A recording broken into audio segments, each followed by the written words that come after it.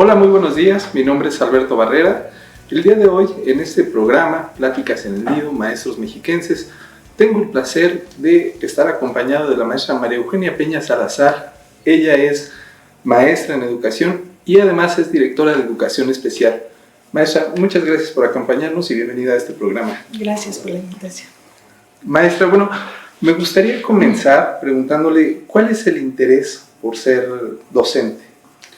Pues antes que nada, muchas gracias por la invitación. Es una gran oportunidad para acercarme a los que hoy nos escuchan y decirles que pues yo provengo de familia de docentes. Los pilares en mi trayectoria docente fueron mis dos hermanas mayores, que fueron las que me iniciaron en este tema de la docencia. Yo voy a decir una palabra que siempre lo digo. ¿Por qué me incorporo a la docencia? Por hambre. ¿Por qué por hambre? Porque yo quería sobresalir, quería ser alguien en la vida. Y bueno, la única manera y lo más fácil es la docencia. En esos talleres, bueno, me acerqué a mis hermanas y ellos fueron las que me incorporaron. Yo inicié como interina y bueno, al principio con miedos porque no tenía pues el perfil, la experiencia, pero ellos siempre encauzándonos, ¿no? Yo tengo unas palabras que siempre nos decía mi padre, que en ese entonces también falleció cuando yo inicié, y decía que tú puedes lograr todo lo que te propones, ¿no? Siempre y cuando le pongas pasión y además tienes que ser la mejor. Y no importa que te dediques a ser barrendera, ¿no? A trabajar en casa, pero siempre tienes que ser la mejor. Y eso siempre nos lo dejó mi padre de familia. Entonces, por eso inicié. Gracias, maestra, que nos comparte esto. Y bueno, comentaba usted, fue interina. ¿Recuerden dónde comenzó? ¿En qué municipio? ¿En qué escuela? Sí, no, nunca se me va a olvidar. Yo tenía 15 años, iba saliendo de la secundaria. En esos ayeres falleció mi padre y pues una de las situaciones es que trabajabas para poder seguir estudiando. Entonces yo inicié en San Mateo Atenco, justamente en la Luis G. Tapia, en San Mateo Atenco. Mis alumnos eran más grandes que una servidora, por eso yo insisto, con miedo, pero siempre con el hambre de seguir, de salir adelante. Entonces yo siempre iba preparada, siempre me acercaba a los que sabían, estaban mis hermanas, pero también tenía la idea de ser como mis maestras. Nosotros tuvimos una niñez muy pobre y siempre hubo maestras que me alentaron a seguir adelante. Siempre hubo una maestra que creyó en mí. Y en toda mi trayectoria profesional he encontrado grandes experiencias de maestros que han creído en una servidora, pero lo más importante es que yo siempre he creído en mí. Y eso pues nos lo dejó mi madre, que era analfabeta, que se vino del pueblo ya con 4 hijos. Nosotros somos una familia de 14 hermanos, de los cuales 9 son docentes y obviamente tuvimos que trabajar todos, echarle muchas ganas. Entonces, yo tengo grandes satisfacciones, soy bendecida de la docencia y siempre el trabajo que yo he desarrollado en la docencia ha sido trabajando y estudiando. Nunca para uno de estudiar. Inclusive en el doctorado que en estos momentos estoy tratando de reiniciar, es trabajando y estudiando. Y tengo un gran aliciente también, es mi familia. Me casé muy joven, a los 18 años, antes de 19 años yo ya tenía a mi hijo y yo los veía y decía, tengo que salir adelante por ellos, porque yo no quiero que ellos vivan lo que yo viví, ¿no? A pesar de que mis padres siempre fueron muy trabajadores. Mi padre se dedicaba a la construcción, a la albañilería, mi mamá lavaba ropa por llevarnos, ¿no?, el sustento a casa, pero siempre tuvimos esa meta, ¿no?, de salir adelante, y yo por eso inicio mi presentación con usted por hambre de salir adelante, de no ser de las estadísticas. Pues esta es una historia pues bastante inspiradora, maestra. Después de esta primera experiencia en San Mateo Atenco, ¿cómo se va desarrollando profesionalmente? ¿Qué escuela siguen? Hablaré de mi desarrollo profesional. Tuve que dejar mis estudios, como lo dije, porque me casé.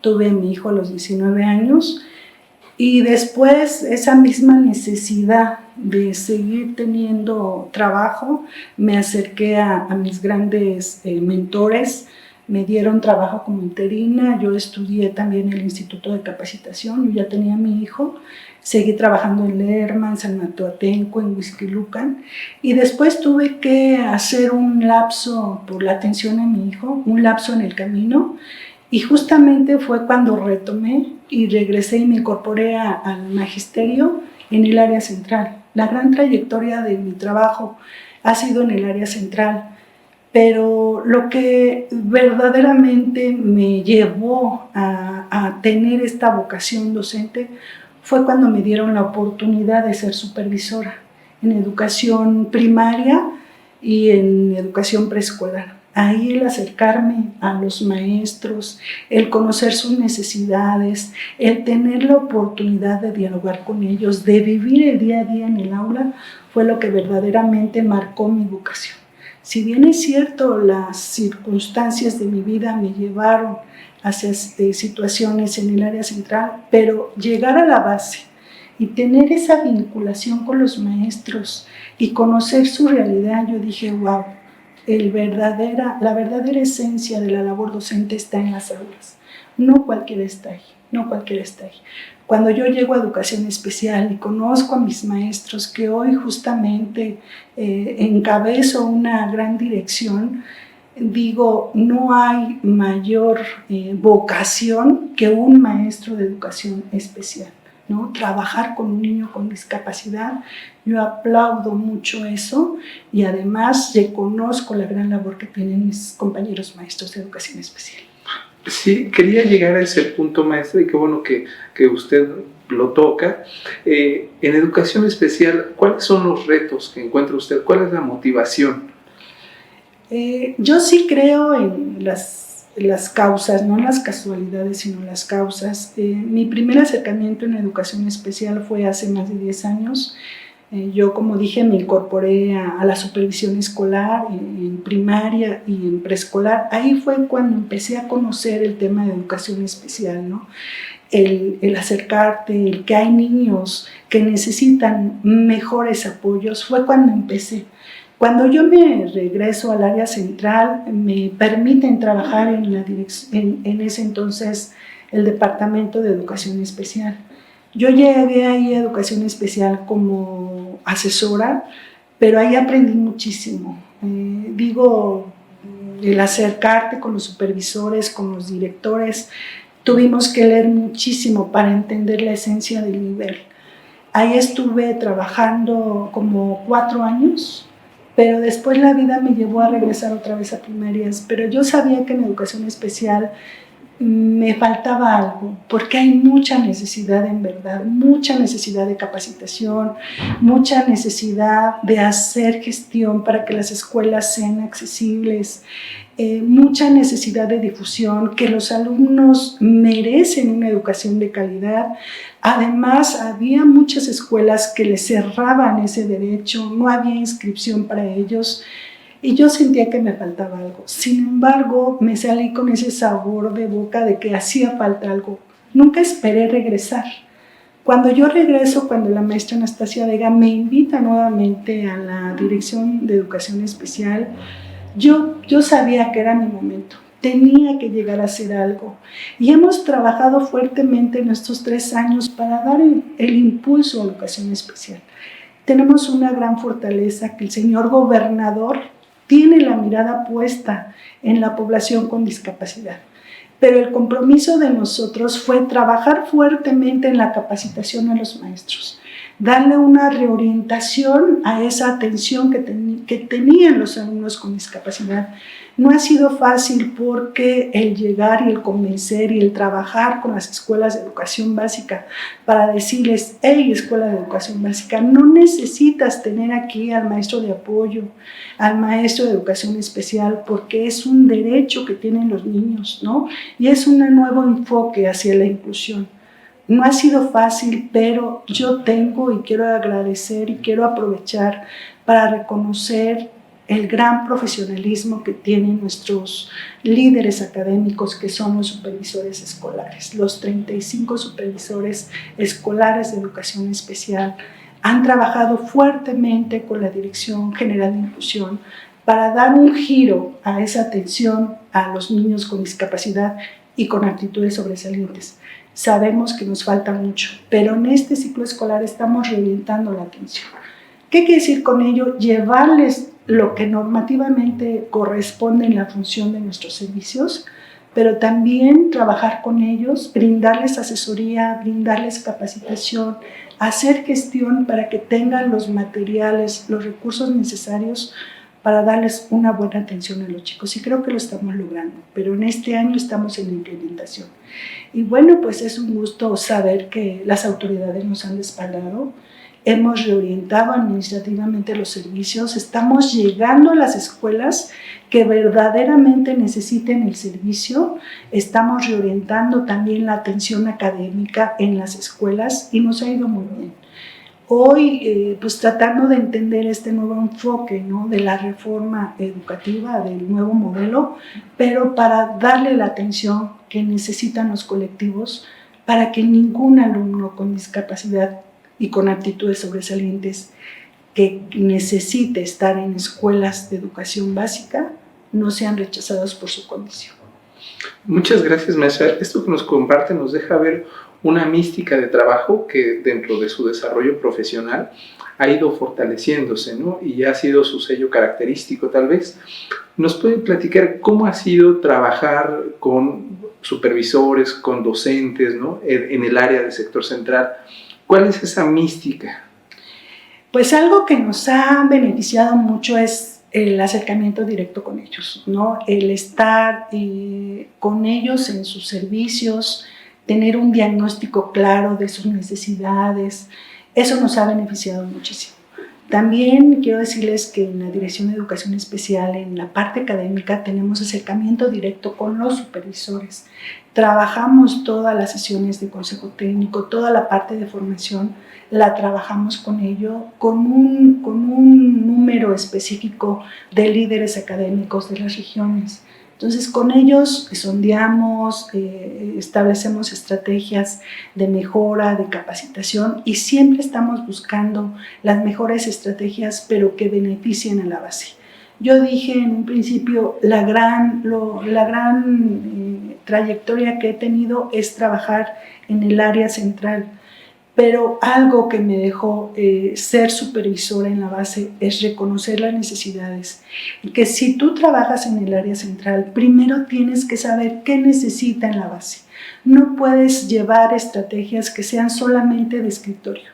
Tienes que dar estrategias que verdaderamente impacten en la base. ¿Y eso quién nos lo va a dar? Pues el acercamiento a los maestros, el llegar a las aulas, el visitarlos, el escucharlos. Nosotros estamos trabajando en muchas comunidades.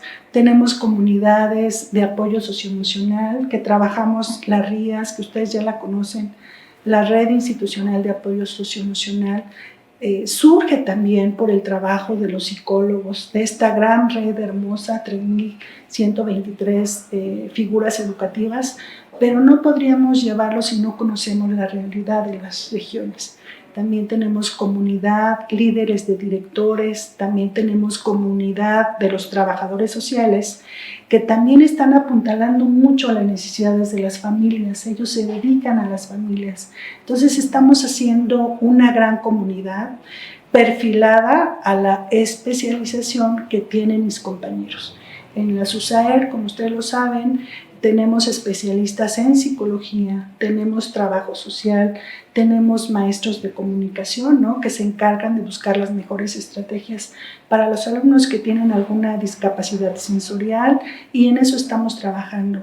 Con esta pandemia, ¿qué nos dejó? Que teníamos que hacer comunidad. Tanto con las familias, con los maestros, tenemos que hacer comunidad, y eso es lo que nos ha fortalecido mucho en el trabajo.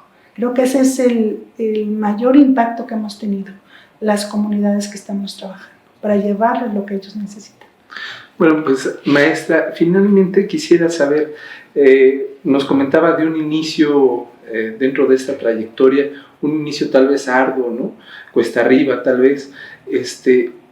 ¿Usted sigue recomendando a quienes estudian hoy para ser maestros que se dediquen, que busquen su vocación en la docencia? Claro que sí, o sea, digo, mucho tiene que ver con la vocación, porque igual yo pude haber desistido, ¿no?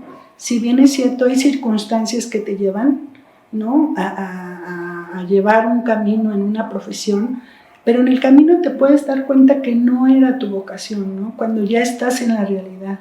Yo tuve la gran suerte de que encontré mi vocación, porque trabajar con alumnos, y lo hemos visto, llegó un compañero, una compañera en una ocasión con mi directora general en una audiencia. Muchos se te acercan porque tienen necesidad de trabajo, es una realidad que hay necesidad de trabajo, y esta chica parece que era licenciada en otra área y llegó a educación para los adultos. Ella ya tenía un grupo de 5 adultos mayores que empezaron a leer y escribir. ¿Saben lo que nos dijo? Maestra, hasta aquí vine a encontrar mi verdadera vocación. Y se vale decirlo, porque yo te pude haber dicho muchas cosas. O sea, lo que me llevó a la docencia fue mi hambre de salir adelante. Pero en el camino encontré mi vocación. ¿Y por qué? Porque también tuve la figura de docentes que me impulsaron. Y eso fue lo que me llevó. Yo quería ser como mi maestra de 5º grado, yo quería ser como mi titular, por ejemplo, de primaria, de educación especial. Hay figuras educativas que te marcan, y creo que esa es la gran bondad que tiene la docencia. ¿Qué les podríamos decir a los compañeros que están inmersos en esto de la carrera de docencia? Primero, que se encuentren a ellos mismos. Es muy importante la capacitación, pero la vocación la tienes en la base, en el campo, cuando ya te enfrentas con un aula, con alumnos. Eso no te da la carrera, ¿no? Eso no te da la carrera. Vemos muchos egresados que cuando se enfrentan a la realidad, pues necesitan el apoyo, necesitamos seguirnos capacitando, necesitamos conocer la realidad de nuestros alumnos, acercarnos a nuestros padres de familia, a los mismos maestros. Por eso son tan importantes los procesos de asesoría y acompañamiento, ¿no? Independientemente del nivel que tengas. Bueno, maestra, finalmente agradecerle, porque este programa es un programa que tiene como propósito precisamente reconocer la trayectoria de algunos docentes que nos acompañan, nos comparten estas experiencias valiosas. Y quisiera saber si usted nos da un último mensaje, sobre todo para los padres y las madres de familia que tienen un hijo con discapacidad o con aptitudes sobresalientes. Pues el tema, sí tengo un mensaje primero para mis compañeros docentes. Un mensaje de agradecimiento primero. Yo sé que vivimos situaciones muy fuertes durante la pandemia, pero también quiero reconocer el gran y enorme trabajo que hicieron los compañeros docentes para buscar a los alumnos. En educación especial no tuvimos bajas, mantuvimos la matrícula, y mucho tuvo que ver con las evidencias que nos llevaron los docentes de ir hasta las casas de los alumnos. Iban hasta las casas de los alumnos para llevarles los materiales. Sabemos que un alumno con discapacidad necesita muchos apoyos, necesita terapia, necesita alimentación, y los compañeros, la gran mayoría de los compañeros, estuvieron muy de cerca con los padres de familia. Eso habla del gran profesionalismo, de la gran compañeros que tenemos, magisterio que tenemos en el Estado, en el sistema educativo estatal. Primero, decirles gracias. Decirles a mis compañeros que su actuar es lo que enseña a los alumnos y a los padres de familia. Y mucho tiene que ver con nuestra forma de ser con ellos. Lo único que quiere un alumno con discapacidad, y más aquel alumno con discapacidad intelectual, es que lo entendamos y que se quiera, que se les quiera a esos niños. Entonces, gracias compañeros por brindarles esa confianza y ese cariño a nuestros alumnos con discapacidad y con aptitudes sobresalientes. A los padres de familia decirles que sí es muy importante la participación de la escuela, hacer binomio entre la escuela y la familia, pero también es muy importante su participación, y más cuando se trata de un alumno con discapacidad. Lo sabemos que no es fácil, no enfrentarse a esta situación no es fácil. Primero, trabajar emocionalmente en nosotros para fortalecernos como familia y establecer los vínculos necesarios para brindarles los apoyos que necesitan sus hijos. Y ahí está la escuela que se los puede brindar. Y a nuestros alumnos, a nuestros jóvenes, a nuestras niñas, a nuestros niños, decirles que ustedes son el eje central de la transformación de la sociedad. Ustedes son el pilar importante para regenerar esta sociedad que estamos viendo que está pasando por situaciones muy difíciles. Ustedes son parte central de ello. De ustedes depende que las cosas cambien o no. Pero primero crean en ustedes, establezcan metas. Yo sé que lo pueden lograr si verdaderamente lo quieren. Esos sueños se construyen con metas. Adelante, vivan, aprendan de sus maestros, pero sobre todo sean felices. Una sociedad de jóvenes que no son felices, no podemos seguir avanzando. Sean felices y sigan buscando sus sueños. Maestra María Eugenia, muchísimas gracias por acompañarnos y pues reconocerle su trayectoria. Gracias, maestra. Muchísimas gracias por acompañarnos. Los seguimos invitando a ver Pláticas en el Nido, Maestros Mexiquenses. Gracias. Hasta la próxima.